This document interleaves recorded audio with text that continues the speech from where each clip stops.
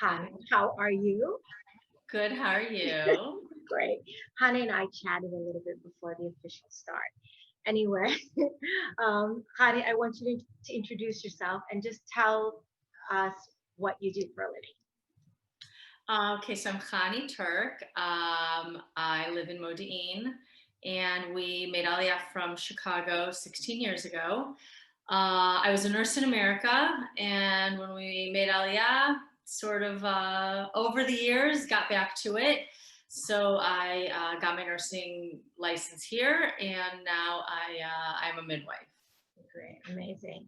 And Hani makes that journey sound so quick and so concise. And, I did this, and that, and I actually want to spend a little bit of time dissecting that because I'd love you to share with us that journey because I know it wasn't easy and it takes a lot of dedication. I feel to be able to pursue your dreams over a long period of time and juggling lifestyles of being a busy mom, a working mom throughout all of this, and then the relocation of making what we call Aliyah, which is when we moved to Israel. For those of you who are watching from abroad, so Hani and I met. You made Aliyah a year before. You moved here a year before we did, and we were neighbors on the same block. And that's how we and our daughters were in kindergarten together Right. for a year, and Yeah. that was Now great. the army. Yeah. So it was very nice when, for me personally, when I arrived, to have an American family nearby. So for us, we were down the block from one another, and we had kids that were similar ages, and it was great to just have a person who had sort of kind of been through the trenches of that first year, which is brutal. At least I think everyone that I've met, that first year, sometimes it's first few years or couple of years, but definitely that first year can be a little bit challenging. So I will always be grateful to Hani. And before that, I have to get into a story of, and I will always be grateful for the fact that I served her kitniot that first Shabbos because I that first Pesach because I had no idea that I had to look on the products to check if they were kitniot or non-kitniot. And thank goodness you laughed about it with me afterwards Oh, because honey, I don't even remember that. you didn't remember that? Oh my gosh, it was hysterical. Did not make it. Didn't ruin my life, Ninoska. You're good. You're good. I know.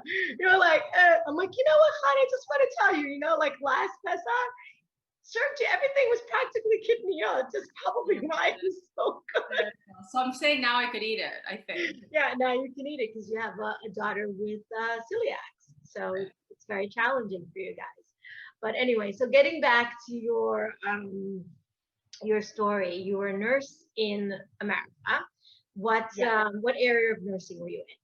So I didn't really, in the beginning, I was sort of all over. When you're a new nurse, they say work in a general unit. Yeah. Ultimately, I ended up, the year before we made Aliyah, I ended up working in the delivery room, Okay. and I fell in love. I loved it. It was hard work. I worked full-time night shifts.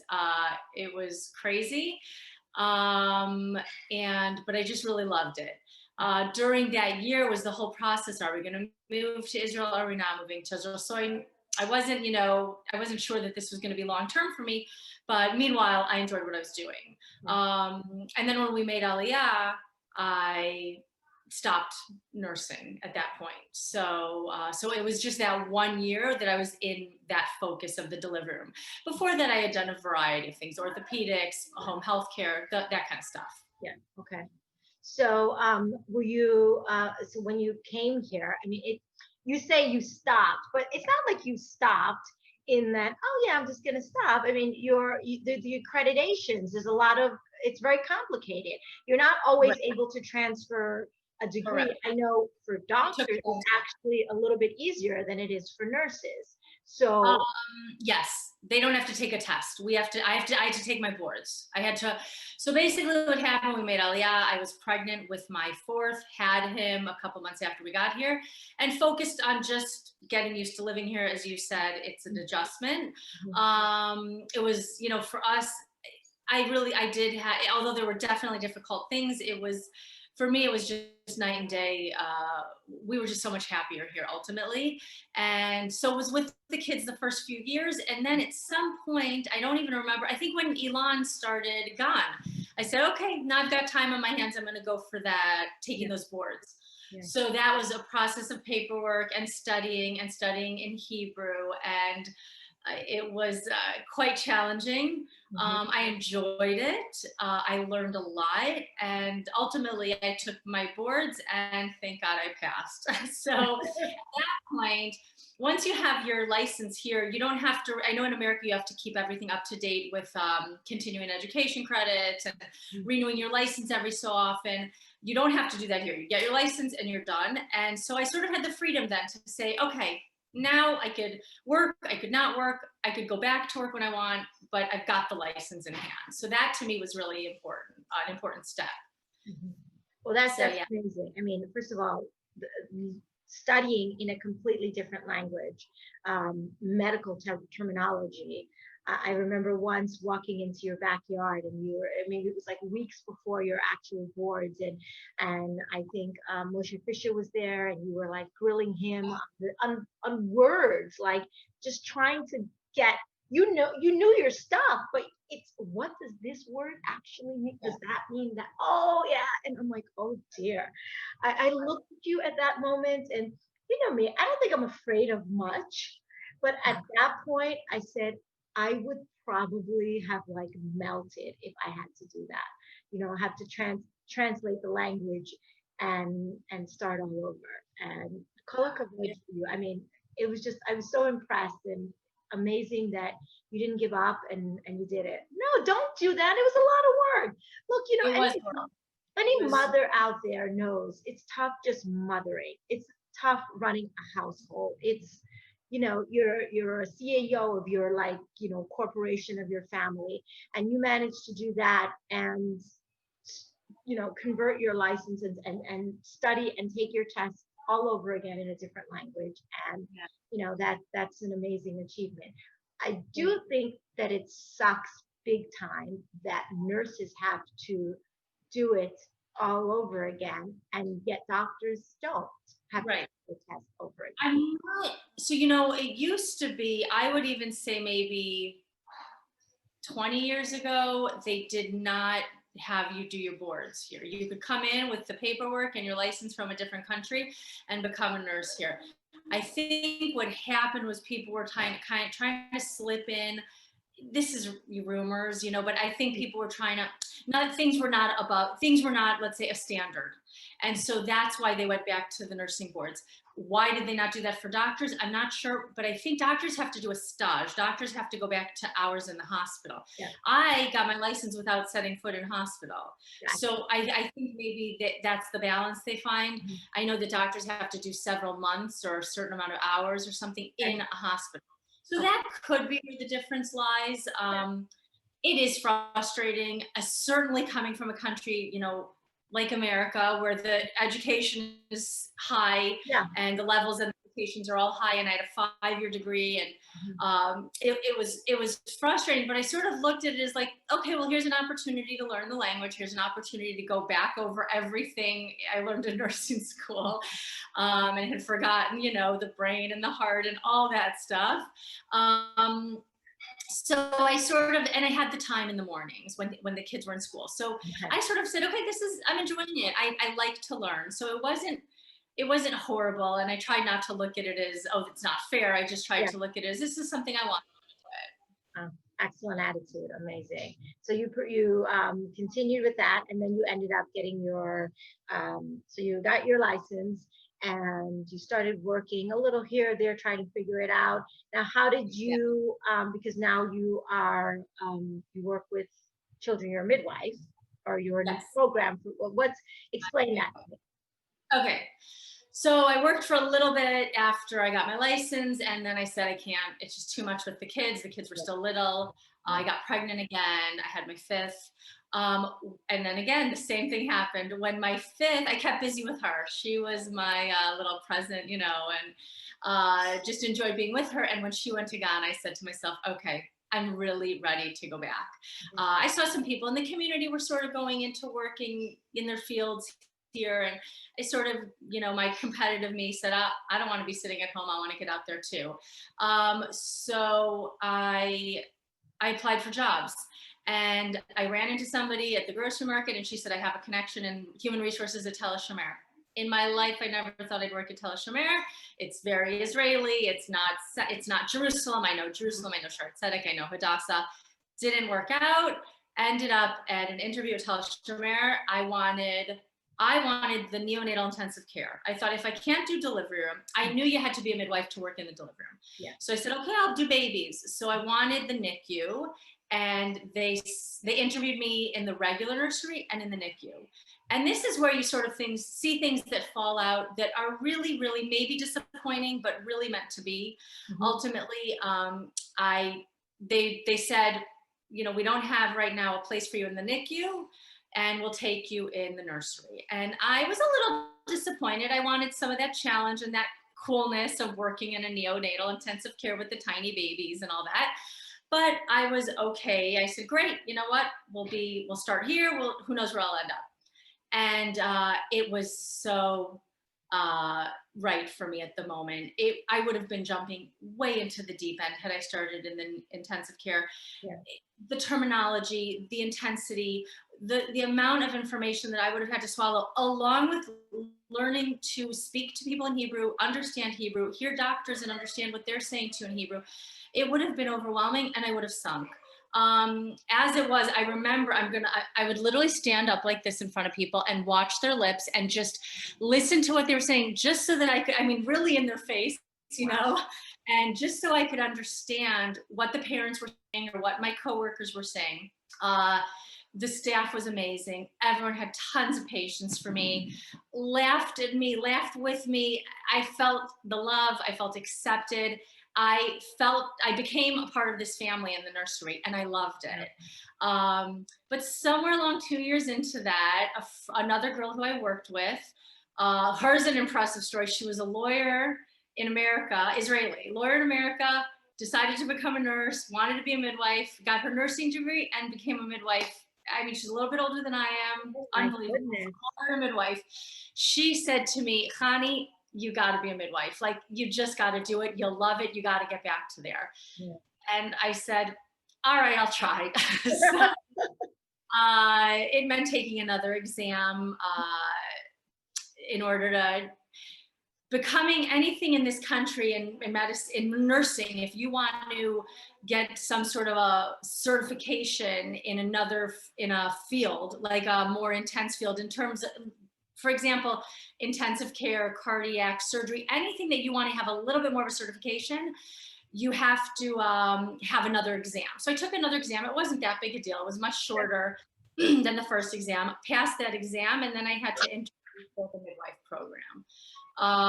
So I did. And I didn't even look out of anywhere. You know, everything, I didn't understand how anything worked. I sort of just, I would have to say I plodded along, and I sort of asked for help where I needed it, and I sort of ended up in the right places. Wow. 2 other girls in the nursery were doing the course with me, so that was helpful. Very helpful. That other woman who had encouraged me, she'd already was a step ahead of me, so she also was able to help me out. And so they all, you know, helped guide me and helped with many questions that I had. And I did the interview, and I got accepted to the course. Wow, amazing, amazing. And then the course was how long? So the course ultimately, from start to finish, was 2 years. That means from the very beginning of the first class till the very end of the last test, the last exam, was 2 full years. You know, you have breaks, you have clinicals where you're not in class, you have class where you're not in clinicals. It was, I have to say, one of the hardest 2 years of my life. I'm going to be totally honest. I'm going to say emotionally it was very hard for me. Mentally it was very hard for me. My family suffered, for sure. For sure, my kids suffered. My husband suffered. I wasn't home. I was working. I was in school. I was studying. I was stressed. On top of all of the time that you're not home, yeah. I was under a tremendous amount of pressure. I wanted to pass. I wanted to get through this. you're learning new things. You're now in a field where people are telling you, no, you didn't do that right, or you did that wrong. And that's not easy to hear either. It was a very, very hard 2 years. I'm really glad I did it. I don't regret it for 1 second. I only am thankful I did it. Yeah. But it was very hard. And I would say we're still recovering. I think we're still, my family, in terms of just learning how to function and learning how to, that mommy's, back home a little bit more, Yeah. not that much more. Yeah. It was hard. It was really hard. You were carrying a full-time job at the same time. You were studying full-time and carrying a full-time job. Yeah.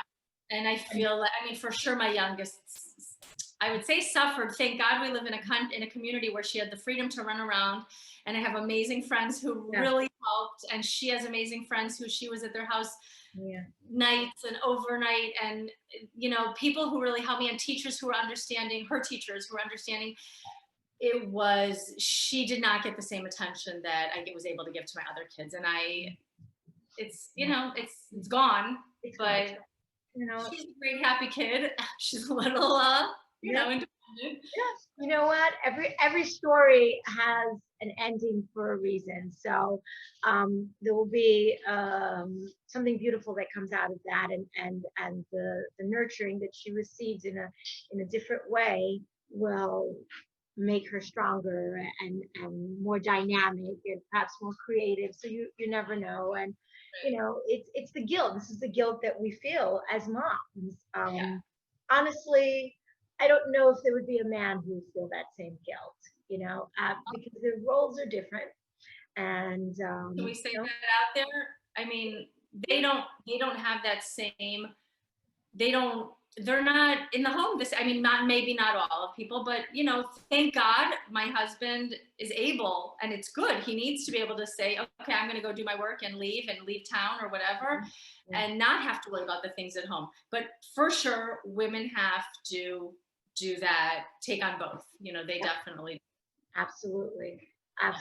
Well, you persevered and you did it. And, I like the fact, although I jokingly said to you at one point, I'm like, oh, that went by real quickly for me, Chani. You just, those 2 years were like that for me. But although you touched on the fact that here in nursing, especially if you want to go into any type of specialty, you have to have some sort of additional licensing or accreditation. And I think that speaks well to the level of knowledge in the medical professionals here in Israel.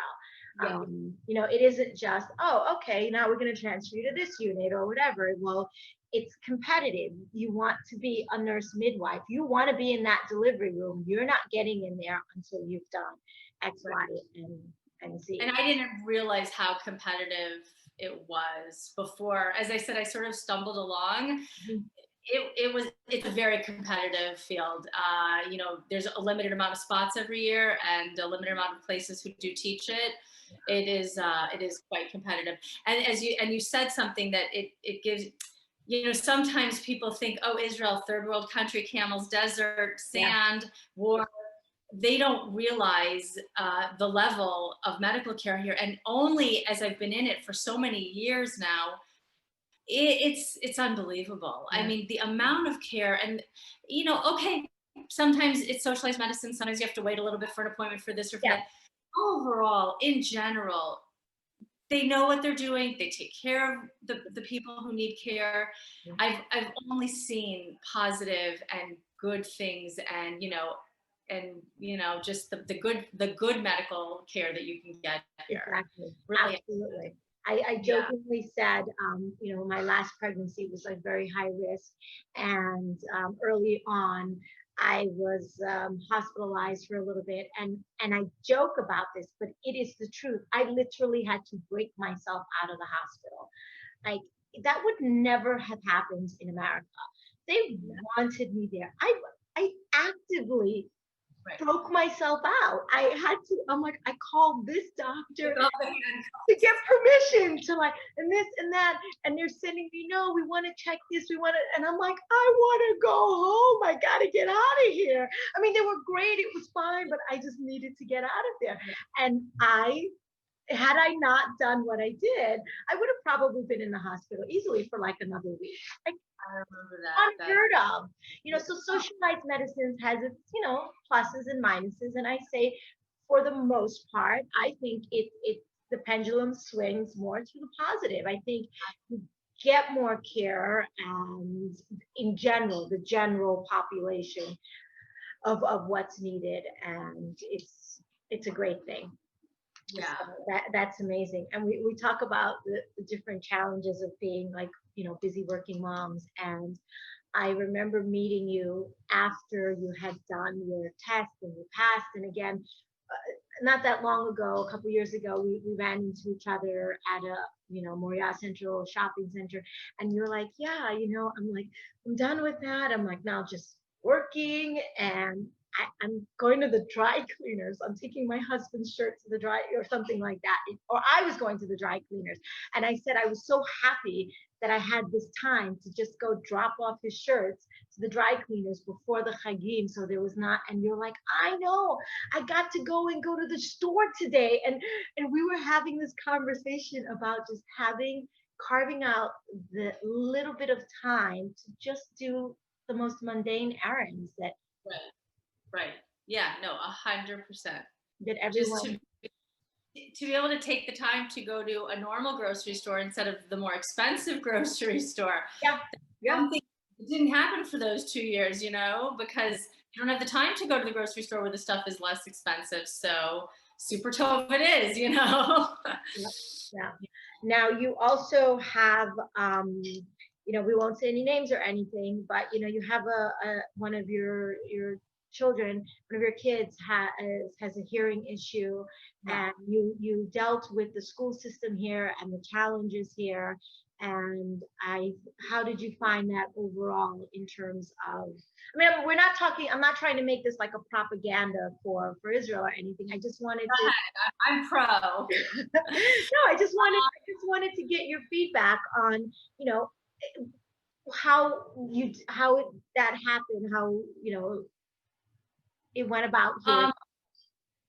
Well, first of all, I did not know she was hearing impaired. At the age of 3 or 4, one of her kindergarten teachers, her ganenet in preschool, said to me, Chani, I don't think she's hearing me so well. She doesn't turn around when I call her name.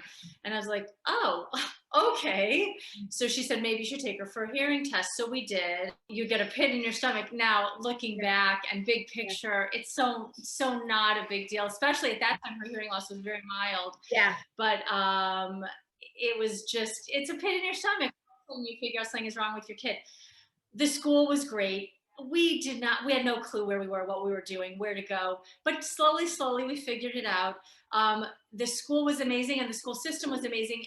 For kindergarten, so for 5-year-olds, they put her in a special program to give her extra help and small class and a lot of extra teachers and a lot of extra personal one-on-one time. And that school was amazing. Very helpful. She didn't speak at all, 3, 4, 5-year-olds at all. Not a word at school. She'd speak at home. She wouldn't speak to friends, nothing. She had what they call selective mutism. We call it some ultimate really big shyness. But she just didn't talk. And then in 1st grade, we knew we were going in, and we knew that she was going to be challenging. So we spoke to the school beforehand, and they gave her an amazing teacher, and she spoke to that teacher. I don't remember if it was the first day or the first week, but she spoke. She opened up her mouth and spoke. And I mean, the care and the love and the attention from the Yoetzet, I don't know, so not social worker, what do they call them? Guidance counselor. Guidance counselor.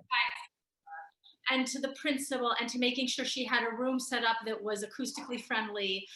We've gotten very, very good services along the way. So, it was its own challenges in the beginning. And even up until now, I just spoke to somebody and I found out she gets some special rights and discounts for this and that, an alarm clock for her that shakes her bed instead of just rings. So, and that's like practically free with through the coupa. So all these things, you know, you find out over the years, this is literally a process of like 13 or 14 years of learning things, but we've never had to struggle with anything, and we've always gotten what we needed in terms of her needs, and trying to make things as easy as it could be for her learning, you know, for her ability to learn. And even now she's in an out of high school program, and they're working with her and you know, trying to make sure she has the best seat where she can hear the best, and you know, those kinds of things. So that's amazing. That is absolutely amazing. I wanted to ask you, what are some of the things that keep you sane or grounded? Is there anything? Like running sort of has their thing that they so running / exercise, that definitely, my thing, makes me feel like I'm taking care of myself, makes me feel good. You're a big runner. Yeah. I like to run. I like to be out there alone with my music or with friends or whatever. But yeah, I do enjoy the running, and I feel good about myself after that. So that for sure keeps me grounded. And then just remembering to take the moments that you can, you know, like last night watching that movie with Amalia, like, okay, I wasn't working early this morning. We got an early enough start that we could start the movie at a normal time, and taking those moments to really just try to be together with the kids or family. Those are the kinds of things that try to, you know, make sure our priorities at some point during the week. Or very nice, you know, very nice. Yeah. And coming out of this whole COVID-19 epidemic, you know, and the changes that it has imparted on all of our lives. Right. How do you think you're going to come out of it? Do you think that it'll make you a better person? It'll make you more cautious, more of a germaphobe? There's not a germaphobe, but that's for sure. Yeah, because you're not. I am. Not at all. I was to begin with. I don't think that it has made me. It hasn't increased my level of germophobia-ness. Right. I'm still the same, I have to say. But I think that there'll be more people joining my tribe after this. I definitely agree. Yeah. For sure. Ninoska, you're going to have a following. I am. But no, look, in all seriousness, like some people said that, you know, some people, you know, it changed their business, it changed the way that they worked, it changed the dynamics of their family, how they communicate. Some families have reported that it's brought them closer together. Others, you know, it's put strain. You know, what do you think? I mean, because I can't help but I have to look to the other side of it. I have to like imagine what will be from my sanity. So yeah, sure. How do you, what are some of the things that you think positive outcomes from this? Oh. And it's okay if there aren't any. I'm going to say, and I'm not normally not a pessimist. I think very quickly people are going to forget, you know, whatever the good that came out of Corona or the lockdowns when you had to be with your family. Yeah. I say I've had a very different perspective on Corona from the very beginning, from that first insane lockdown when nobody left their houses. I didn't have that. So I don't know. It's affected my life and affected my family's lives, mostly in more annoying, frustrating ways. Like, for instance, Ruth, my daughter, who is now finished high school, she was supposed to have her Poland trip. Didn't have the Poland trip. She was supposed to have that fun 12th grade year where you get to, like, you know, lock all the younger kids in the locker and flush their heads in the toilet. She didn't get to do that because they closed school, or she didn't get a full year of it. So like all those things are more sort of frustrating. My kids in the Army are locked. I mean, you know this, they're locked in the Army for weeks and weeks and weeks at a time. Whereas normally they'd come home every other week and we'd see them more often. So those kinds of things have just been annoying. In terms of the benefits of it, personally, if you're going to say, oh, everyone got to be together as a family, everyone had that close quality time where they were just stuck together and didn't have anything else to do. There were times, for instance, like on Shabbat, we'd have Shabbat meals and no friends came over and nobody left. So those were the nice times. Personally, I wasn't home that much. Our hours increased, our shifts lengthened. So for me, it was a very, very different experience. Am I going to take away something good from this? I don't know. I honestly can't say that I see something necessarily learning a life lesson or big picture or whatever. So I can't honestly say that I'm going to see something positive coming out of this. I certainly hope I see the end of it very soon. So yeah, I don't, look, I think, yeah, I don't know. Well, It's a very complicated, challenging yeah. situation right now that the world is facing. Well, it's also interesting because your perspective as an essential worker in the medical field, I didn't take into account exactly that. I think that you don't feel it. It's a different perspective. You have to go to work. You're still going to work and doing your thing. So your lifestyle really hasn't changed that much. Right.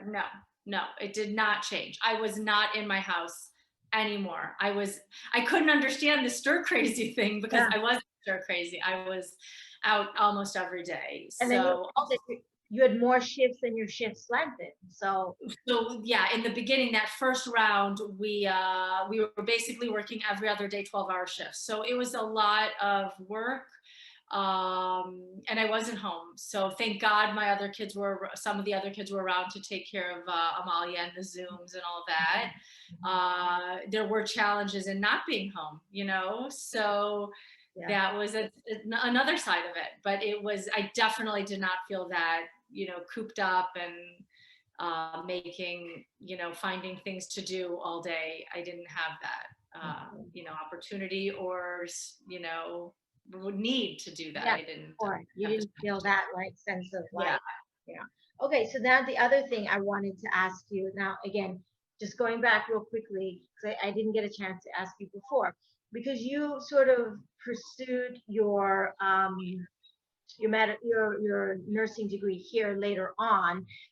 You've already had it in America, but you had to do it all over again. So it's almost as though you went back to school later on in life. It would have been easier, to have done it when you're either before having all your kids or when your children, were possibly a little bit younger, less complicated.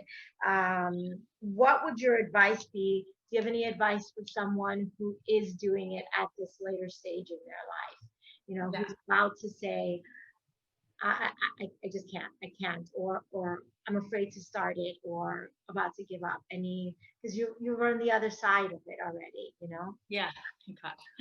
I would say a few things. First of all, and I said this in my interview for the midwifery school. I said I'm a different nurse than I was then. Being older, having experienced life, having kids, having raised kids to whatever level. It gives me perspective. It gives me confidence. It gives me maturity, I hope.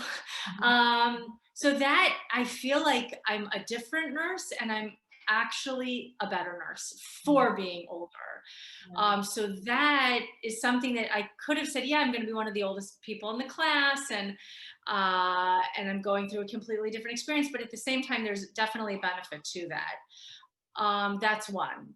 Two is, if you get through a challenge, there's no better feeling. It's like getting to the end of a half marathon or a full marathon or a 10K or 5K that you didn't think you could do. I'm using a running analogy, but that's an awesome, awesome feeling. When your legs are hurting and you can't breathe and you get a stitch in your side and you make it through and you get to that finish line and you want to die or you fall down and you feel nauseous and sick, but you did it. So it's a great, great feeling. So at the end of that 2 years, that sounds cliche, but getting my passing grade was one of the best days of my life. So all of the pain and the tears and the things we're still going through, it's still worth it. Yeah. Wow. So that is, to do a challenge like that is just an amazing personal feeling. And then on top of that, your kids see it.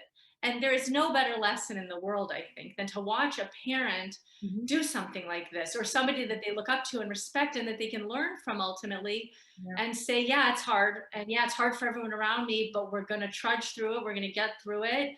and the kids see that not everything is simple, not everything is handed to you, and sometimes if you want something, you have to go out and fight for it, but you do it and it's worth it at the end. So I think that that was actually one of the things that really, really helped me. It was knowing that my kids were seeing me do it. And even if it was hard for them, and even if there were times when, you know, I wasn't there for them, and that was probably really upsetting for them, they saw, I think that ultimately, big picture, they knew what I was doing, and they recognized that one day they might come to that point in their lives that they have to make a decision to do that. And maybe this will give them a little bit of a push in that, you know, in that direction to do it. And even if now they still haven't fully realized or appreciated what you've done, I think that, you know, as they get older and mature, they will be able to look back on it as they're facing, as you said, their own challenges.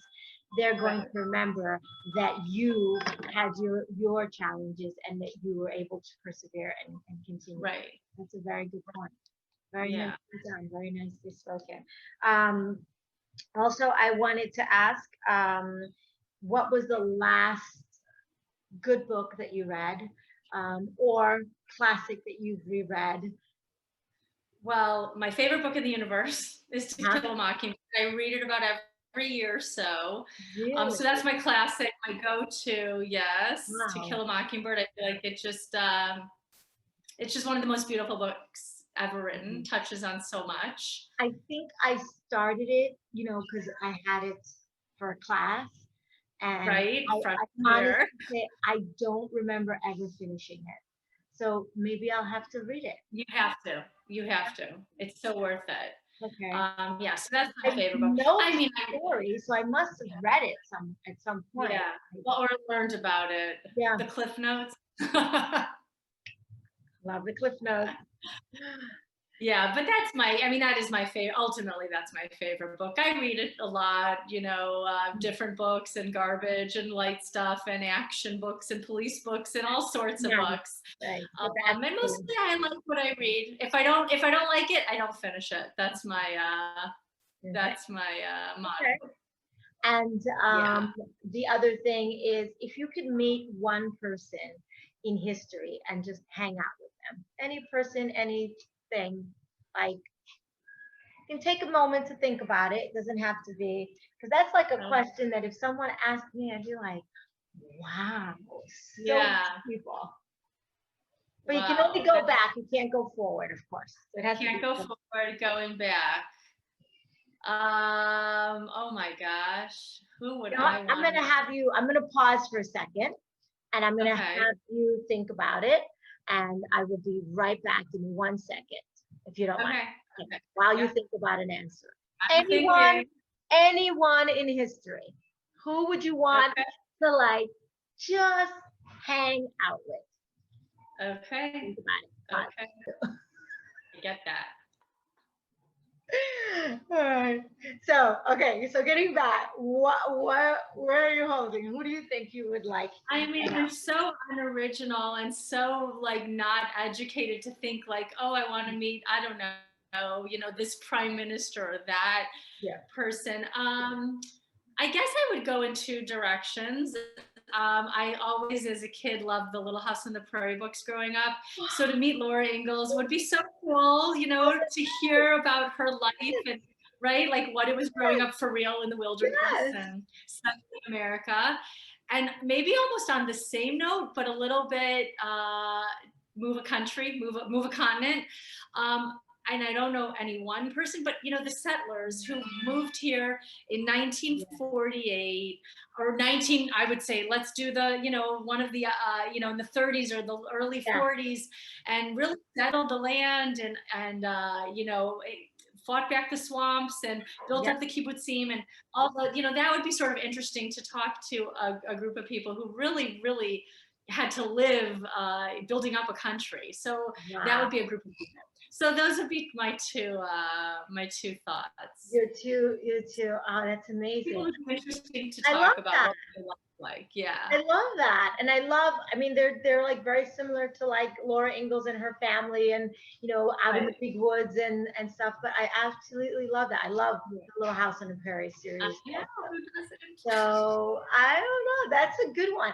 I keep asking that question because I don't know who I would want to meet at this point. So The you're making person us think. I no, I don't. This is gonna sound terrible. I don't want to meet any prime ministers. I don't want to meet same thing any presidents or politicians or Right. um. There isn't like an inventor yet that I Right. want to meet.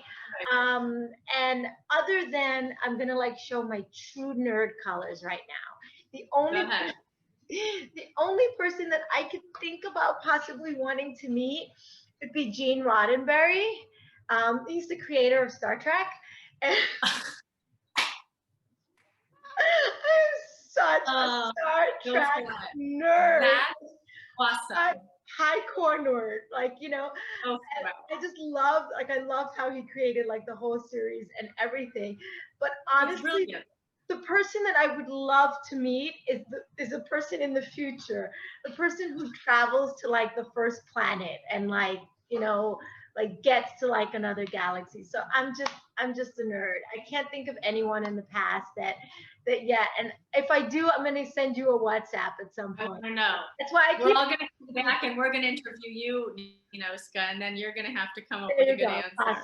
Possibly. But I keep asking people because hopefully someone will say something and I'll be like, yeah, that's, I mean, everyone has great ideas, but I'm like, yeah, I'll let you meet that person. Right. I'm How good. it goes.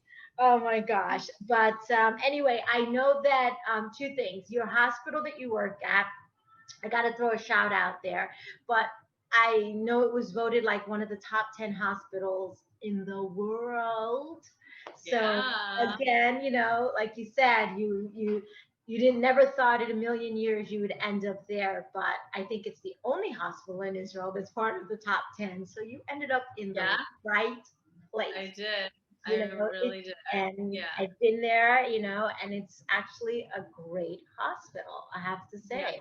Very, Yeah. very I really impressed, do. very Yeah. impressed with it. And what else? There was something else. Oh, I wanted to talk to you about your running because you do a lot of running. As you said, it's one of your release. You're a runner, but you do a lot of like half marathon and fundraising marathon. You do a lot of this high lifeline. And Right. I wanted, if you feel okay, I wanted to have you just tell us a little bit about what they do and your like running in the marathon. Like what? So, okay, well, this is more of let's tag Moshe Turk and Team Lifeline. Lifeline is an organization for kids with cancer. It started as a kosher summer camp for kids with cancer years and years, I mean, over 20 years ago, and then branched out to do all sorts of volunteering, social work, financial help. I mean, just big brother, big sister, helping parents cope with cancer, cope with loss, all the things that go through. It also branched out from cancer to other illnesses, childhood illnesses. It's an amazing organization. It's done tremendous work. Really holds people's hands through the process that they're going through. And so my husband started a part of this organization to do fundraising where people would run in a marathon or a half marathon that's already established. So, the New York City Marathon, the Las Vegas Marathon, Miami, which this year is not happening any of those, but in a normal year. And you go for the weekend and you have this amazing weekend and you fundraise, you have to raise a certain amount of money, but you get the weekend. So you get the hotel, you get the Shabbat meals, or Shabbat, and then you get the race registration and you're running together as a team, not in the same place, each other, and you're like high-fiving each other as you pass another Team Lifeline shirt, and it's this awesome experience. There's families who have been helped by Chai Lifeline and kids who've been helped by Chai Lifeline and kids who run, who might be in wheelchairs and who might, have trouble walking, and they're out there on the course. So it's really these amazing experiences. Thank God we've been able to bring my kids to see it and to participate. We've gone to the Miami one just because it's easiest and time-wise works out. But they do have several other races a year. And so that's a nice thing to do every year. It's a nice goal. I've also run in Jerusalem and Modin a little bit in terms of races. I run because I love to run, but it is nice to have a goal and to say you're doing something, you're doing a good cause for something, and Yeah. your running and your hard work and your training and running up the hills in Modi'in is all for to help a kid, go to camp and have a great summer. So Oh, that's amazing. Amazing. yeah. I always would watch you whenever I saw you running, and always just very, very impressed by it.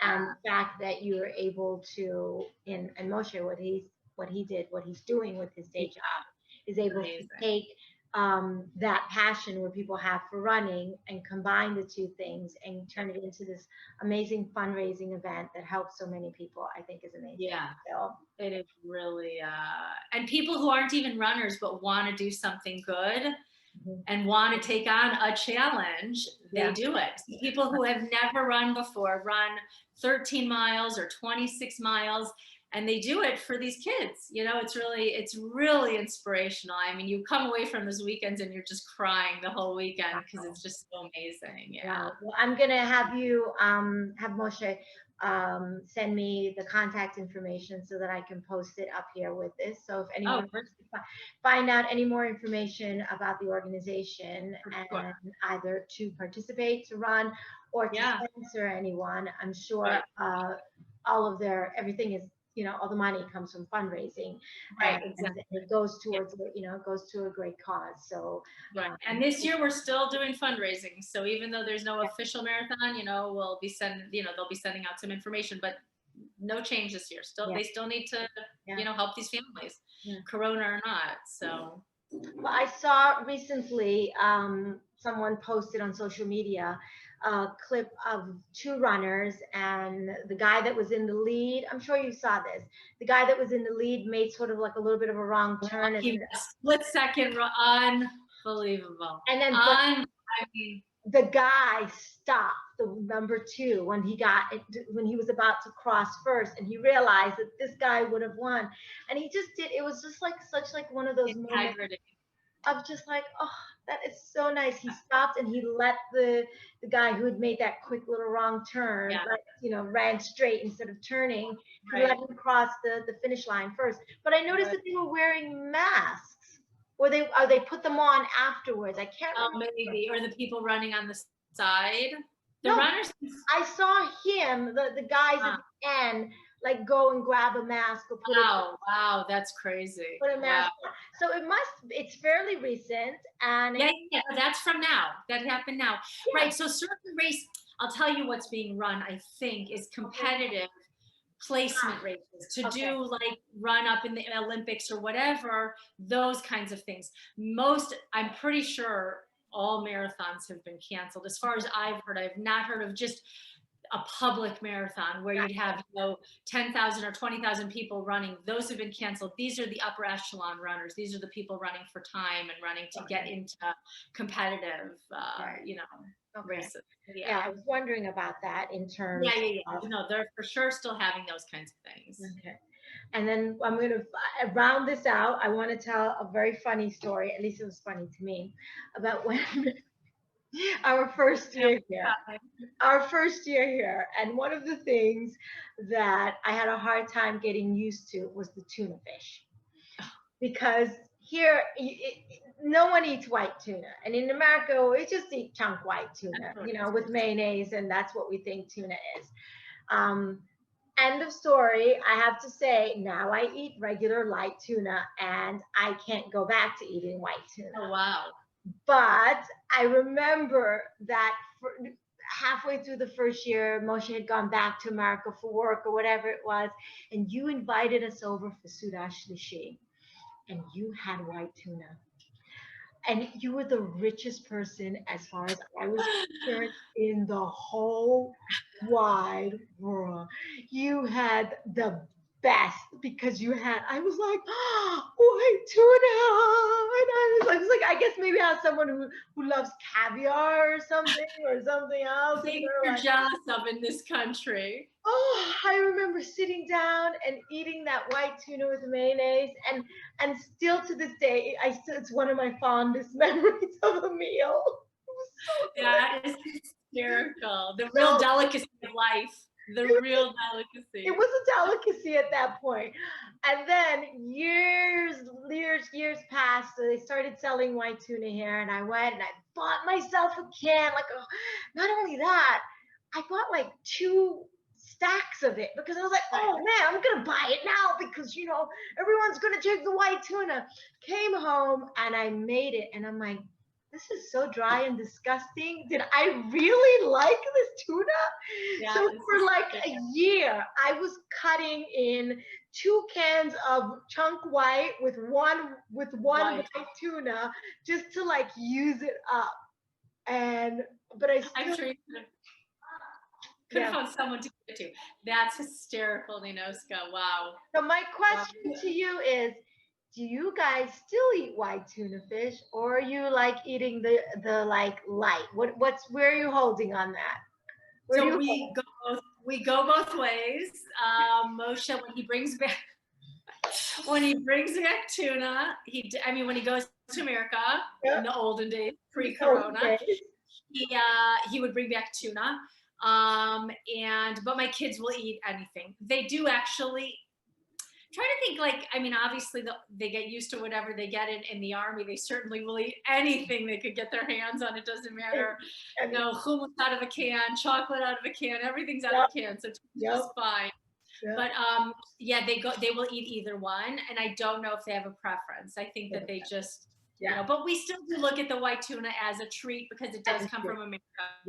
And I have not yet been able to spend like 25 shekel on 1 can of white tuna here, so I can't. No. It was literally like at 4 in like a sleeve.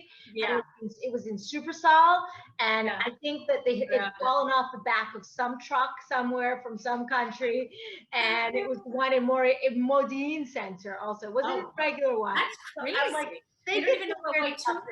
Huh? Yeah. They don't even know what white tuna is over there. Yeah, great.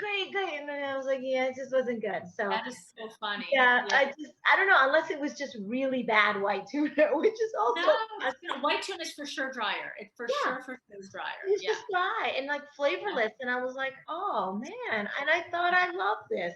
So Israel has ruined white tuna for me, I have to say, but it's other things have made up for it. So that's the end of that. And I still remember that meal that you served to me, and the fact that I will never ever serve you white tuna at Sudash Lishit again. This I know. Don't waste it on us. Don't waste it on us. Not worth it. And I return the favor by serving you kitniot for Pesach. Our first you know what? I'm pretty sure you served Daniel some yummy brisket or something, so you made up for it. I made up for it. So anyway, brisket versus white tuna. I think we're good. We're good.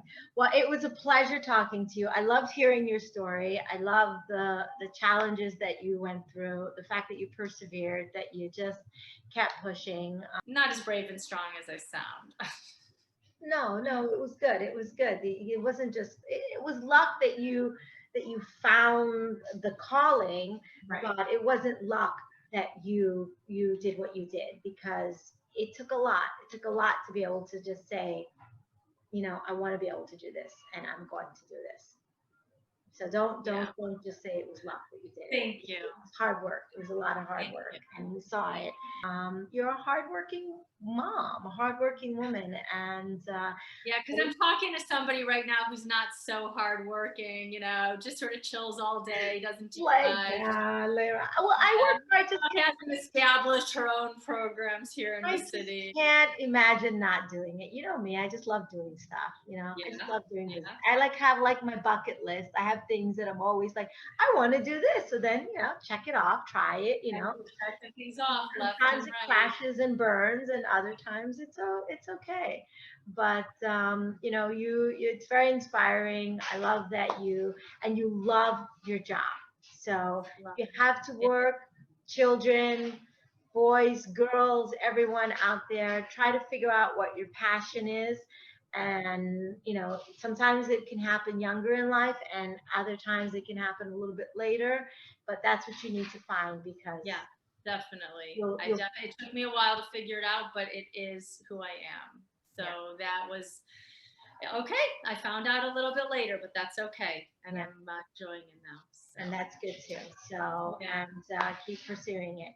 Thank you, Chani, very, very much for doing this and dealing with all the technical stuff, that issues that I had in between here No during problem. our interview. By the time this gets edited, no one will know, but there was a disconnection and restarting. All smooth, all smooth. It's all great. It was all great. So I'm gonna wait. I'm gonna just say goodbye and thank you very much. Thank you for listening to my story. My pleasure. My pleasure.